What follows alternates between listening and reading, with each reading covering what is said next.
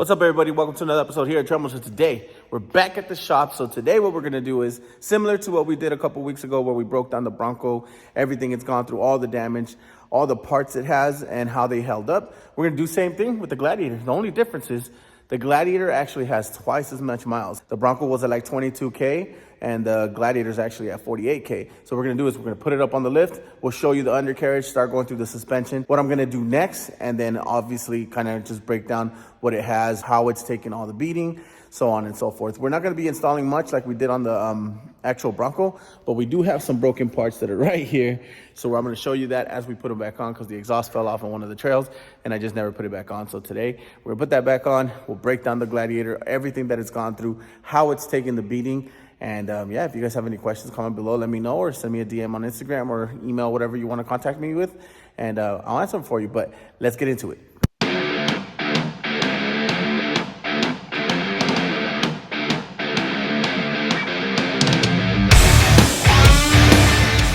Alrighty, gang, now that the Gladiator's actually up in the air, what I'm going to do is I'm going to break down all the skid plates and how they've dealt with 48,000 miles of punishment. These skid plates did go on as soon as I bought the rig, and they've been on there ever since. I did replace just one. I'll point that one out as we move on. I only replaced some of the bolts sheared off, and then it was a little dented, and I didn't like the positioning of it, so we took it off and put a new one on. But everything else has been there since the beginning. Let's get into it. All right, team, so we're going to go front to back. The first skid plate you see here is the oil pan skid plate. This skid plate itself doesn't really have much damage because it is tucked pretty high. Jeep did a good job of making sure that oil pan didn't hang so low. But this Weston skid plate does not have much damage, so it's a security blanket just in case a rock does ever get up there. Thus far, though, there is no damage to it, but it is there. And if you are looking for a skid plate to give you some peace of mind, that one's up there and ready to take some hits. The next one is the oil pan here for the transmission. So these ones have a little bit more scuffs and whatnot on it. There's a couple dents right here where the Weston thing is, but nothing major, no dents or anything like that. Everything else is held up relatively well. I did wish that some of these bolts were on the inside, recessed or whatever. They've held up. If you are looking for skid plates that don't cost an arm and a leg, these holes do help the dirt and rocks and everything drain out too, so it's pretty nice. I do like them. They've never really held me up anywhere, nothing like that, and they've done their job. They've kept all the parts, and if you guys have seen the way I wheel, rocks do smack these up, and no problem. They've taken it well. The subframe here is a little dented. Most Gladiators that wheel, because we have such a large belly, this stuff tends to happen. Just like the Bronco, I will be replacing some of these parts just to make sure that they're good. I did also want to let you guys know I do have an extra battery here. This is for my auxiliary stuff, so when I put a fridge, all that stuff, I'm going to actually end up wiring it to this red top here. It does have a skid plate, also from Super Winch and Weston, if you do want to put an extra battery, just to make sure that if you're going out camping or whatnot, you have extra power. That's a good location to put it. It's well mounted, it's flat, it keeps you away from everything, and then the battery is protected. So that, again, is also from Super Winch and Weston. All these skid plates are coming from them, and at the end of the video, I'll make sure to list it at the end so that way you guys can look for it. The transmission skid plates have held up well. The next one is the transfer case skid plate. So this one seems to be the one that's taking the most punishment, and it's also one that I've replaced. As you can see, it's pretty cut up right there. It's pretty cut up underneath. It does have a slight bend to it here, but it's taking the beating. It does mount straight onto the frame, so you lose a little bit of clearance, but nothing crazy.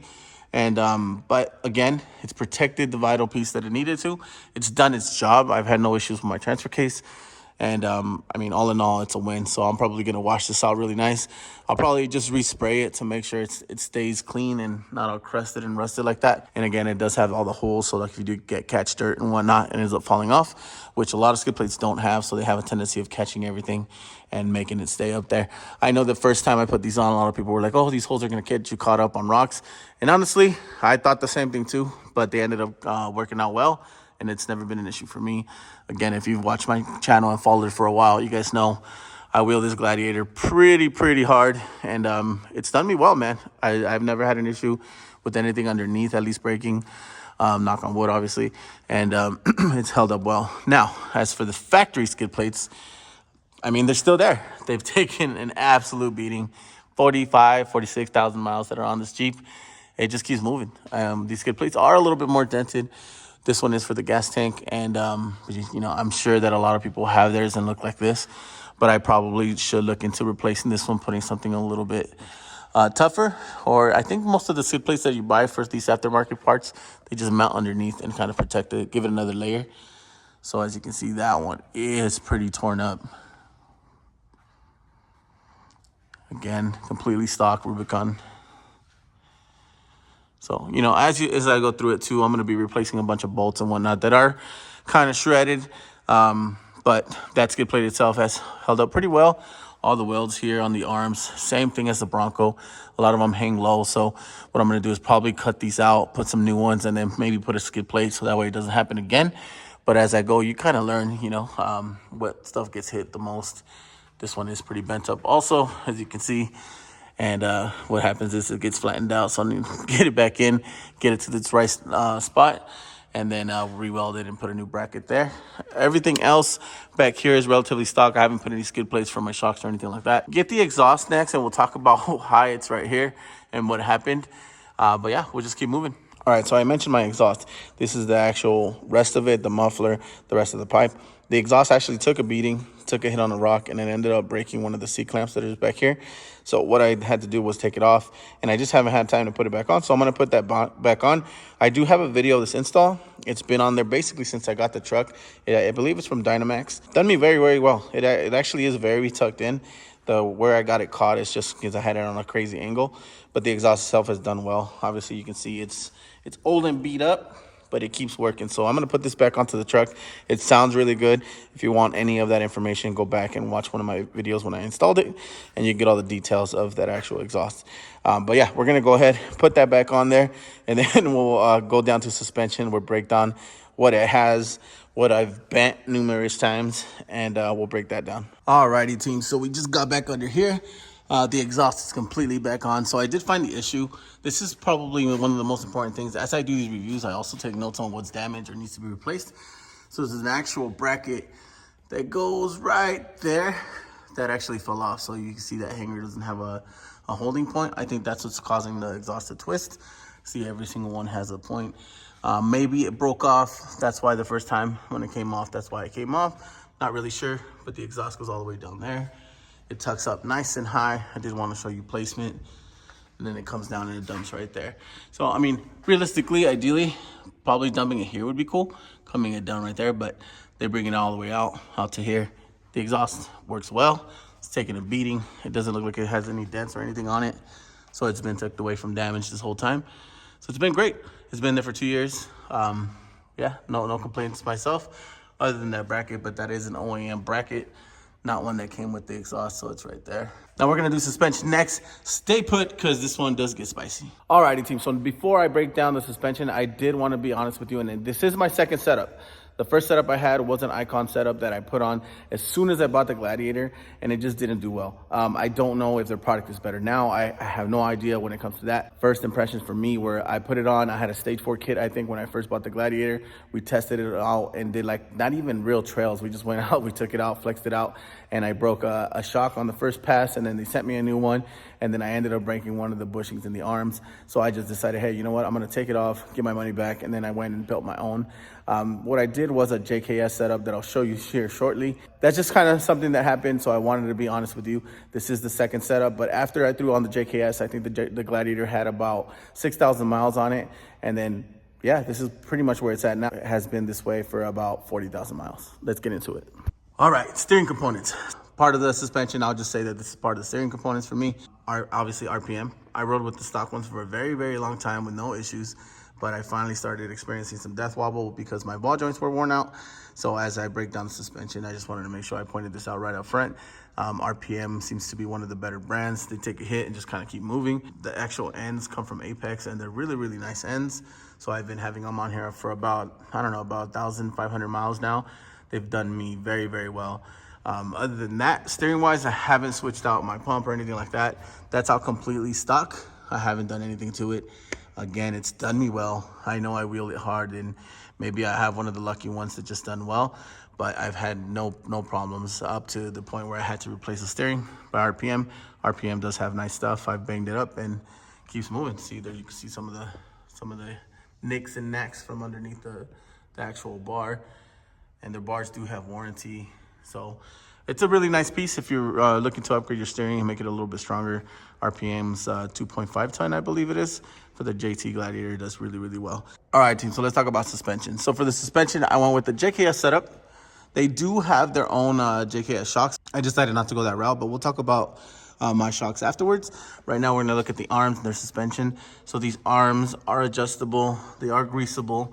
I've had them on my rig basically, again, maybe like 4,000 or 5,000 miles in. They've taken an absolute beating. You can see all the gashes.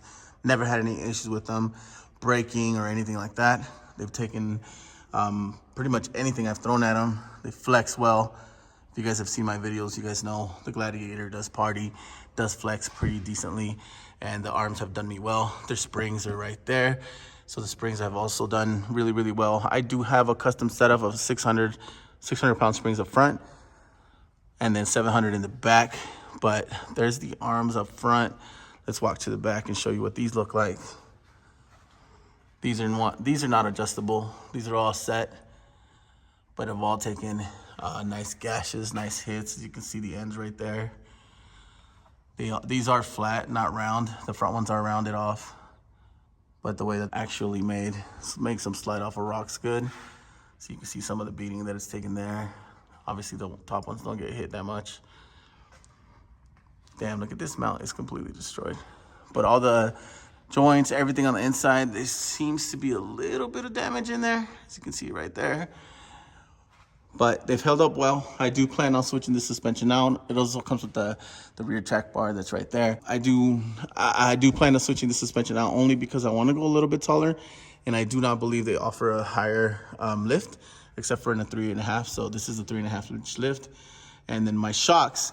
So I'm gonna lower the car so I can show you the shocks a little bit better, and we'll talk about that. But yeah, that's what it is. It's JKS, J-Spec, and it's all the arms, springs, and then they do have the option to get their shocks, or I believe upgrade to a Fox, but I went with the built-in setup that I'll show you here. Alrighty, so as for my shocks are right there. They are 2.5s. These are remote resi up front, and they are piggyback in the rear. So the mount is right there. As you can see, I've rubbed it off a little bit, but I think it's because when these were released, I had the prototypes and the mount wasn't created correctly. We kind of just making mounts that mount. That's why the built-in word's upside down. But they've done me absolutely wonderful. These shocks have felt so good for this Gladiator ever since that they were released. I know they have an upgrade now, but again, these are the piggyback in the back, remote in the front. They've done an absolutely phenomenal job. The way the Gladiator rides, the way it's able to take whoops, the way it's able to take pretty much anything I've thrown at it. These Bilsteins that are tuned for the Gladiator gas have done really, really well. So if you're looking for a shock package that might not cost as much as like Kings and Foxes, Bilstein does do a really, really good job. I do plan on switching these out now though. Once I do the 4.5 inch lift, or 4, depending on where I go, I am gonna go rad flow, since I'm super happy with the rad flows on the Bronco. We're gonna probably try to see if we can get coilovers in the front and then put some remote resits in the back. They will be probably 2.5s also. If I get the coilover, I can go hoop it and get a little bit more travel from it. So we're gonna talk to Radflow and see if we can make that happen, so we can have both rigs with the matching setup. And just, you know, again, been very happy with Radflow on the Bronco too. Maybe some change and test out some more parts for you guys and see how they do. But again, if you are looking for shocks, I have no complaint about these Bilsteins. They've done me very, very well.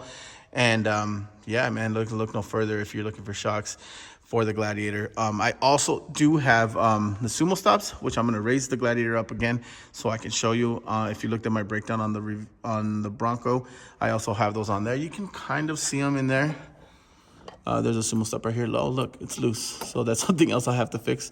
But these Sumo stops from Super Spring are honestly some of the best bump stops I've ever had.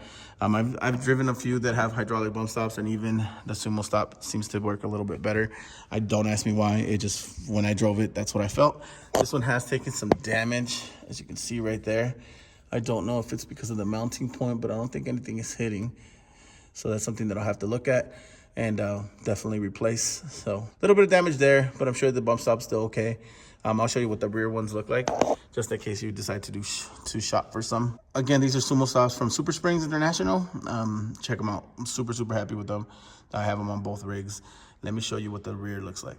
Alrighty, so the rear setup is right there. You can see the stop is right here. Nothing's wrong with this one. It looks like it's in good condition. This one on this side looks to be fine also.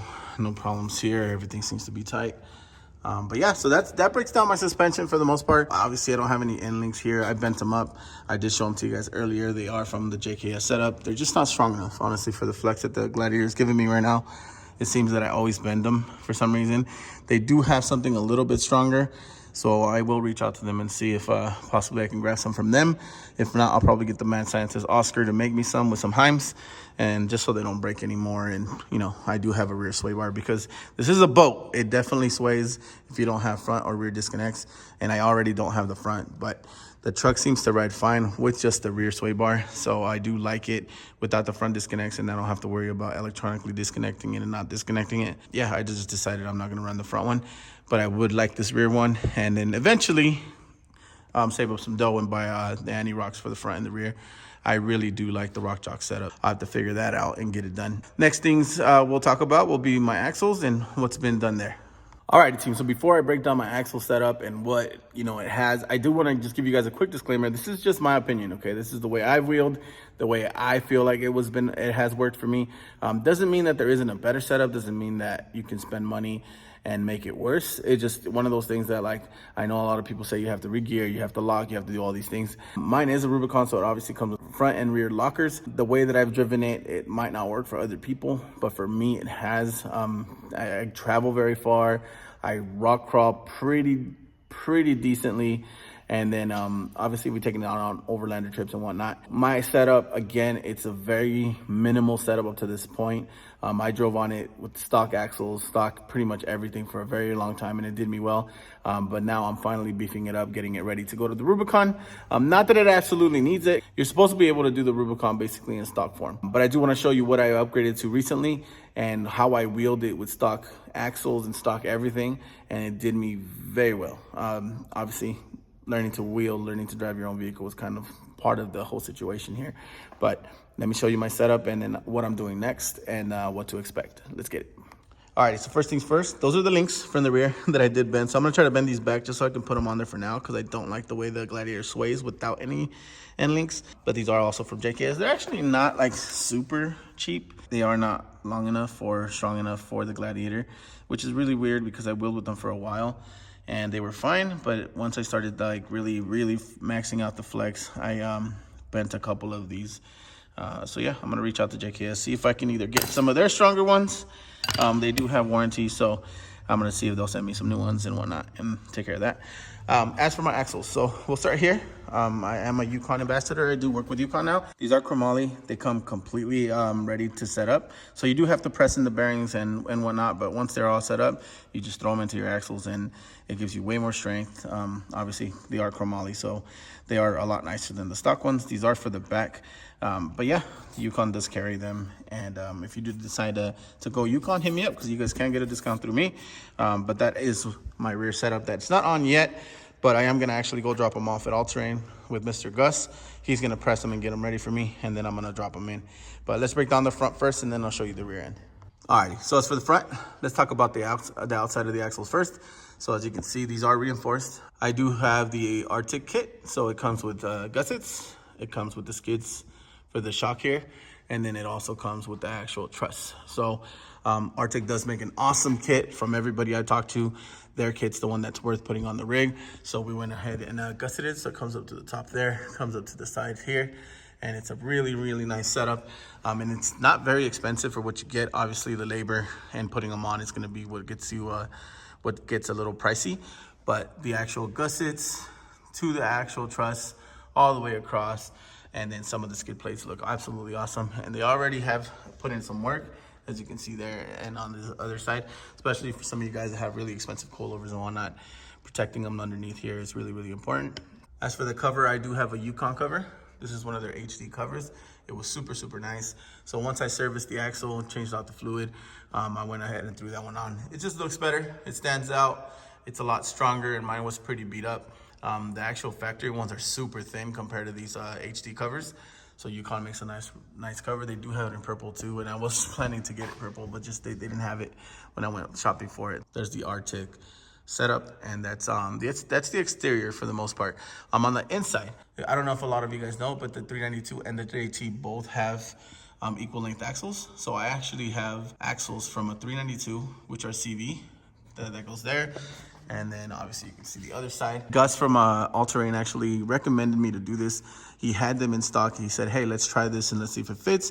From what people say online, it does. I broke in Moab and he ended up shipping these to me. We threw in the set intermediate shaft and then put these two on the outside. And honestly, it works well. And they're supposed to be stronger. They're supposed to be it's supposed to be like an RCV without the orange boot. And they feel better when I drive. They're not clicking and clacking.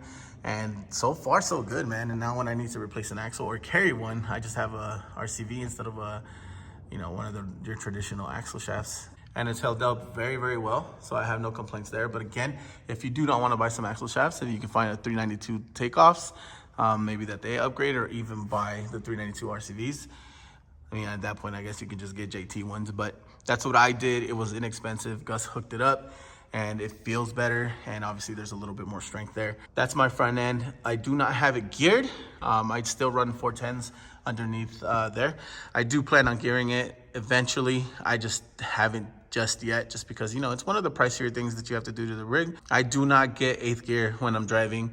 No matter what, if I'm loaded with the 10, not loaded with the 10, it just very rarely hits 8th gear. It stays about 6th gear, 7th gear.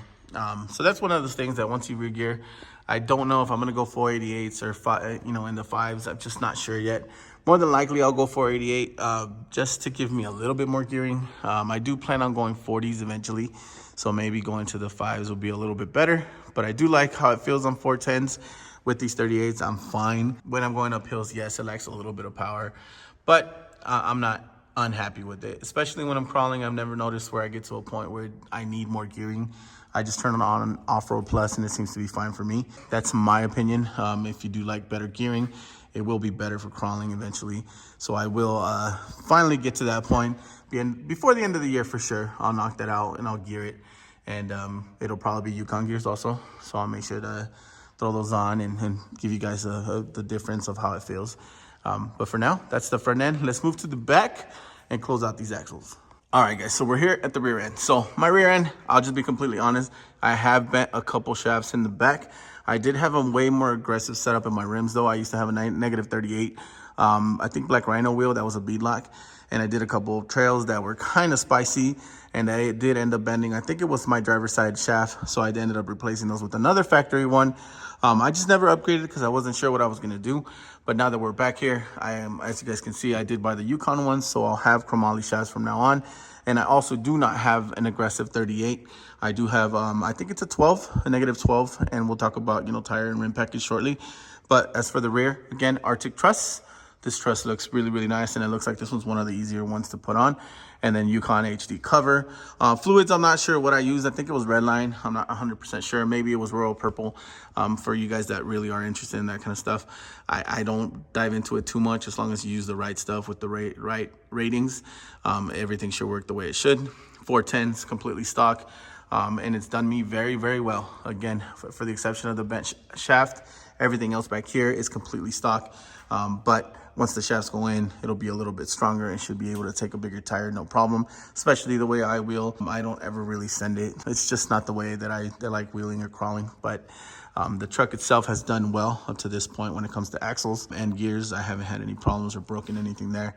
So we're gonna keep it moving, man. Next thing that I'll break down will be my tire and wheel package. And then from there, we'll go into like some of the exterior mods. Also, one thing to point out is my drive shafts. I haven't swapped those out either. I know a lot of people do switch those out, and it probably is because I do not have a higher lift than a 3.5-inch lift. I still have stock shafts, and they're all in pretty good condition. They haven't taken a complete beating. They don't have any dents. They do have scratches there, but all the joints, everything seems to be working okay. I'll probably end up swapping the front one because I think that's something that everybody switches once they go with the 4-inch lift. Again, completely stock, no issues, 48,000 miles, and it's just done me well. There it is, axles, drive shafts, exhaust, suspension. It's all wrapped up. If you guys have any questions, again, hit me up. Let me know how you guys feel if you have the similar setup. And then, yeah, let's go into the ice, man. Tire and wheel package, because if you guys know me, I've switched that out a couple times. And I want to talk about it. Let's get it. One last thing I forgot to mention on my axle side was I did switch out these ball joints. So I went with the Synergy HDs. I'm not sure what they are. It's not a ball joint delete, but they are better ball joints, and it did feel better when I put them on. So both of them are switched out there.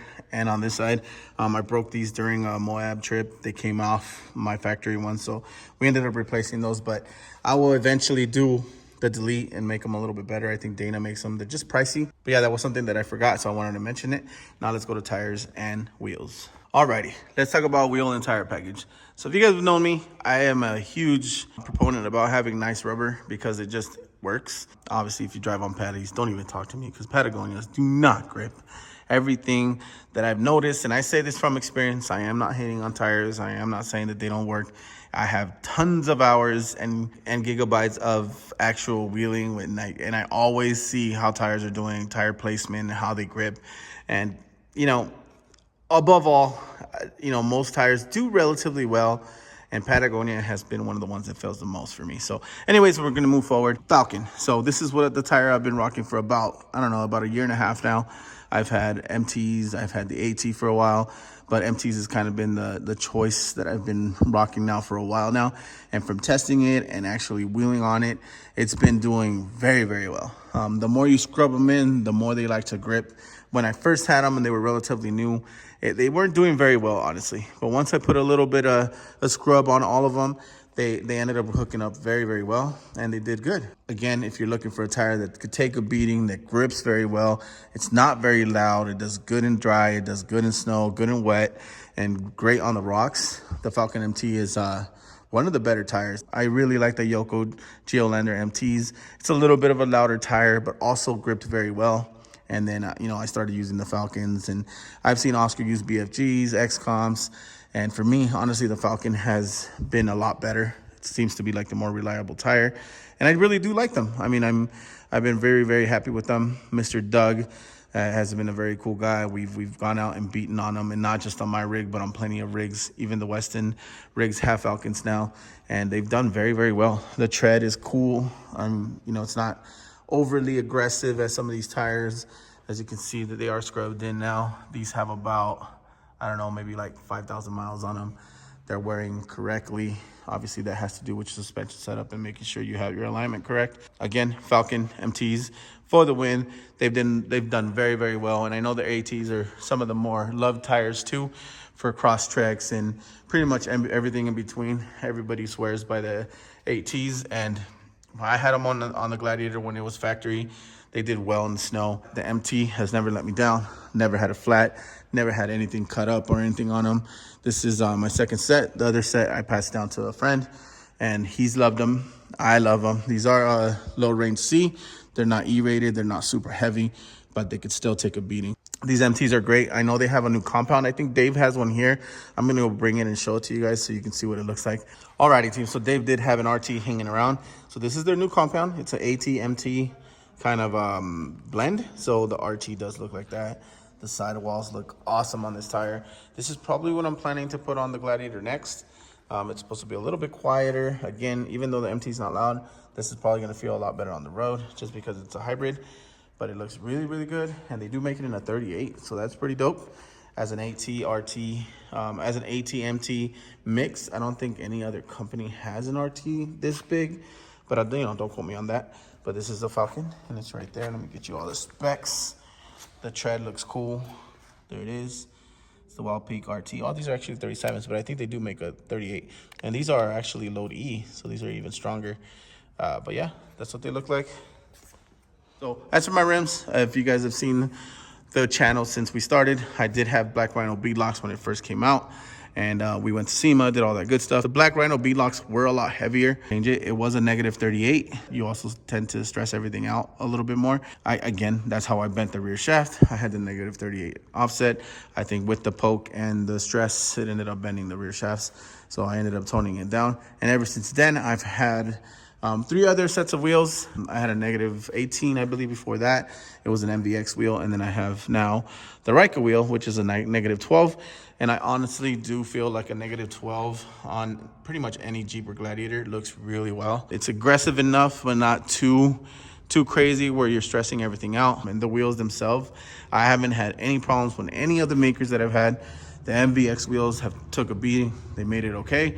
I also had some 1552s that were on here. Those also never gave me any issues or didn't break or anything like that. When it comes to wheels and rims, it really depends. Everybody kind of goes up and down on who they wear, what kind of wheels they have and whatnot. But I've never had any problems. It just depends on your taste on wheels. The only problem here with the Ryker wheels is I did completely bash out some of these the bolts, because these are not an actual bead lock, but they are releasing some bead locks, and I'm hoping that when they do, I'll get some of the first sets, and then we'll go ahead and test those out.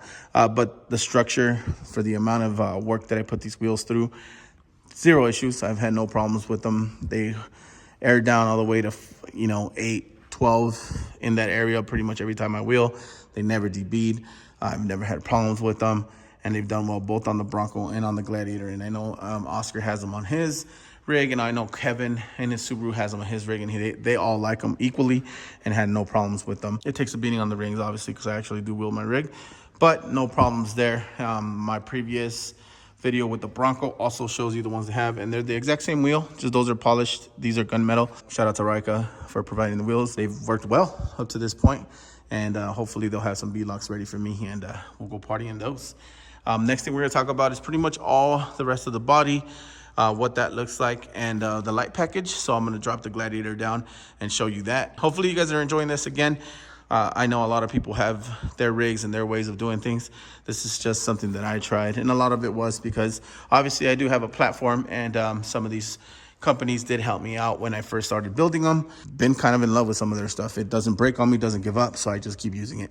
But yeah, let me drop the Gladiator and I'll show you the accessories on the outside. All right, team, let's start off with the front end. So the front end here has a WJ2 front bumper from Weston. This is the stubby. So obviously the full length bumpers come up to there. The stubby just gives you better clearance. It also has a skid plate, and you can see one of my bolts is coming off. But the actual bumper itself does really, really well. It gives you a lot of clearance on both sides. And then I do rock the Super Winch. As you guys know, I've been with Super Winch and the brand for a very long time, and I've had no issues there. This is an SX12, but we've used everything from a Talon to a Tiger Shark and tested pretty much everything, and they just work well. So front bumper with the winch, you cannot lose with this setup. And then in the front, for my light package, I do have the HP 70s up front. These are super, super bright. These are similar to the fronts that I have on the Bronco, where I have 4. The Gladiator rocks 2. So these are the new covers from Project X. They do have the clear ones that they come with, but you can also buy these black ones. And I also do carry the Project X JK70s. These are 7-inch rounds, not 9-inch. So you do have to buy the package for the side. I did do a whole install video on this, on how they work. So if you haven't checked that out, go check that out. It's really useful tool if you are wheeling and you want to turn the camera on to kind of point you the right way or record some action. These are really, really awesome. And the way they light up with the daylight is really dope. So I'll actually show you what the daylights all look like when they're on, because they look really, really cool. That's a big feature that I like on the Project X's. But again, HP's Super Winch SX12 and the WJ stubby. And then I also have the Weston fenders that I've had basically since I got the truck. These are kind of losing a little bit of color. That's the only thing that I can say complaint wise, but they're stout. They're not going to move anywhere, and they do have a side marker, so that way you can indicate your turn and whatnot. I do have the Ender fenders right there from Weston also. Those have been there since we got them, and I think these were the prototypes. We even had to cut them a little bit, but now they're refined and everything fits right when you order them for the JL or JT, and I believe they do carry them for the JK also. Front end wise, other than that, we do have the hood scoops that they carry. Also, these are from Weston. They do have a light on the inside. They're really cool, and they do allow a little bit more airflow. They also allow air to come out a little bit better. Cooling wise, you're not gonna see a huge difference or anything like that. And just the overall package looks good. The only thing I will be switching out is these right here. These are actually gonna get smaller. They just have a bracket there, so I ended up putting another FF70. And then my top bar is all FF70 spots. And we've actually used them, and they work really, really well. So unlike my Bronco, where I do have spots and floods, this one is all spot, and I do enjoy the way they work. My front end is very, very complete now. I really like how it looks. It stands out pretty much from any other Gladiator. I'm very, very happy with it, and I'm gonna keep moving. Alrighty, as for the sides. So for my sides, we'll start here. This actual bar is from a JL, and the top is all custom. So this custom brackets and custom bar, all done by Oscar from AC Fab. He helped me kind of mount them so we can put these lights on it. I do know that Project X is actually going to release one for the JL, JT, and JK. So we'll probably end up putting that one on just so kind of it has the whole light package corrected. We have the XTS rock sliders, same thing that is on the Bronco, on the Gladiator. And these have taken a beating. I've had them on for about a year. You can see all the scrubs and whatnot underneath, but they work very, very well. I did have a dent underneath here prior to me having these on. It kind of pushed up, but other than the fender flares and the rock sliders, there's nothing back here. There's nothing on the side else to show you. Some of the damage we'll show you, you know, obviously I wheel this a lot, so plenty of pinstripes galore. If you do decide to wheel as often as I do, I'll show you some of the body damage as we move on and I show you the rest.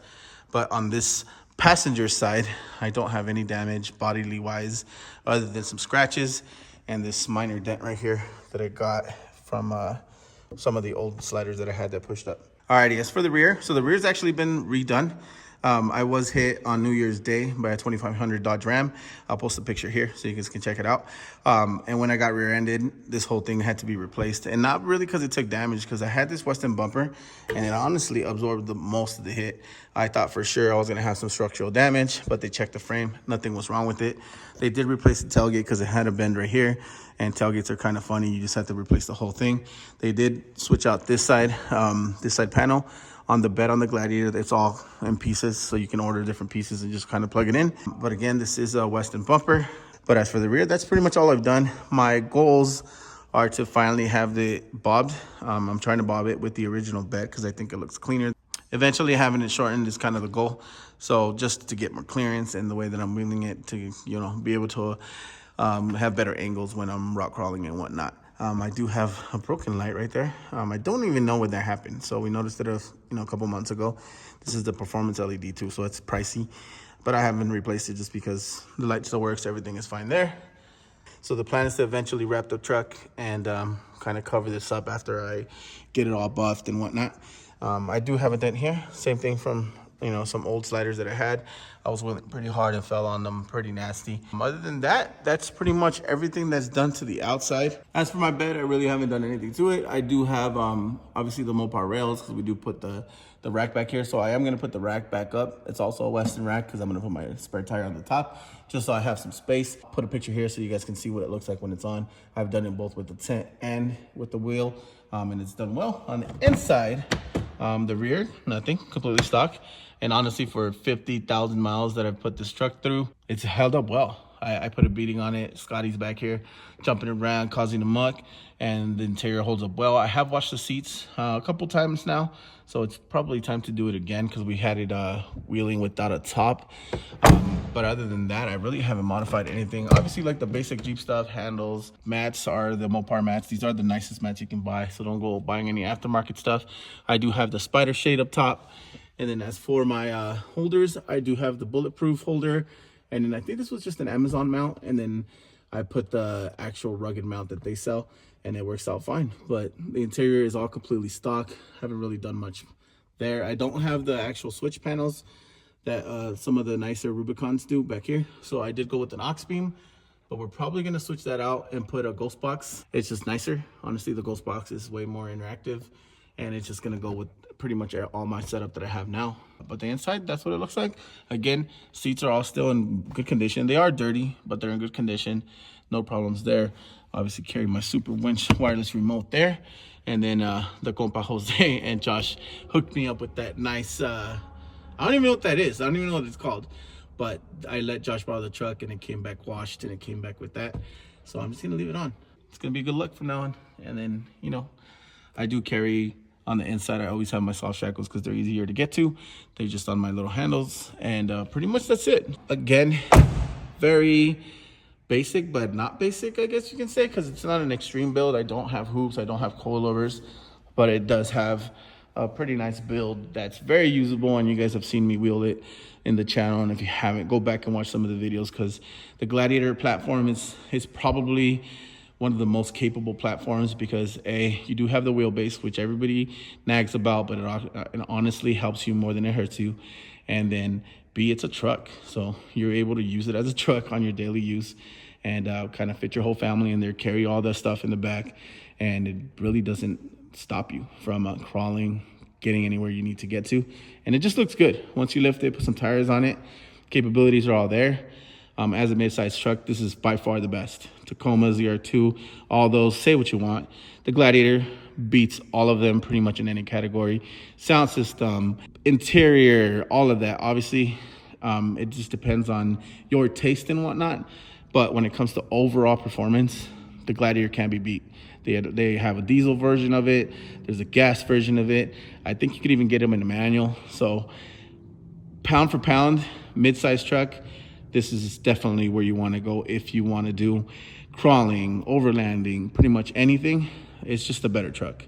Reliability, obviously, you can always say Toyota's going to be better, but I haven't had any issues for 50,000 miles of the beating that I've given this. I guarantee you a Tacoma, ZR2, or any of the other trucks probably wouldn't be able to do what this has done and then survive up to this point.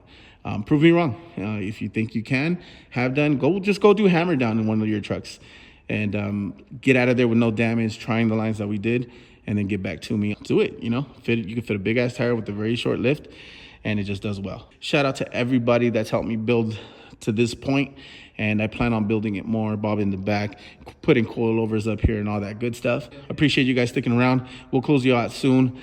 Thank you again for everything, man. Let's go. All right, so I forgot to pop the hood on you guys, and if you guys notice, I am a very brand loyal dude, so obviously my trucks both carry Weston, both have Falcons, and now, you know, we both have K&Ns. I've had this K&N basically since I got the truck, and it's done very, very well. It keeps all the dirt out. As you can see, the filter's pretty nasty already. It does suck up a lot of air. You can actually hear it. You actually feel the difference in the 3.6 right away as soon as you put it on. Modification wise to the engine, that's really the only thing that's been done to it. I service it very frequently. 3,500 miles to 4K is kind of where I do the oil changes. I know some of these trucks, you're not supposed to do them to like 10K, or at least that's what they recommend. The aux beam motherboard's right here. All the wiring, most of it actually has been done by Papa Vic. He does an amazing job. Shout out to him for all the help over the time, wiring rock lights and everything else that's in here. But engine wise, again, K&N on my Bronco, K&N on the Gladiator. You can't go wrong. Good sound, good performance, and it's just reliable, man. Those filters are supposed to last 1 million miles or plus. Modification wise, there you have it, man. That's pretty much all there is to it when it comes to the Gladiator. But I'm gonna close everything out, move it out of the way, and then we'll close out the video. All right, team, so that wraps up another video. Gladiator questions, anything, hit me with them. Bronco questions, hit me with them. Obviously, I've tested a few things, tires, suspension, all that stuff. If you guys have any questions, concerns, want some tips, and this is all, again, according to what I think from my wheeling, my experience. Everybody's going to give you a different answer. You can go on Google and type in whatever you want, and you'll find the answer you want. This is true experience. I keep it as honest as I can, but appreciate you guys sticking around. Make sure you like, comment, subscribe, follow us on Instagram, YouTube, Patreon, all that good stuff. Shout out for all the love. We just hit 10K on Instagram, and we're chasing 10K on YouTube by the end of the year. So keep sharing the channel. I appreciate everything that you guys do. I've been doing my best to try to make it better. 2 episodes a week. Hopefully we can get to 3 pretty soon, but we're going to keep it pushing. Thank you, one love, and we'll see you next time.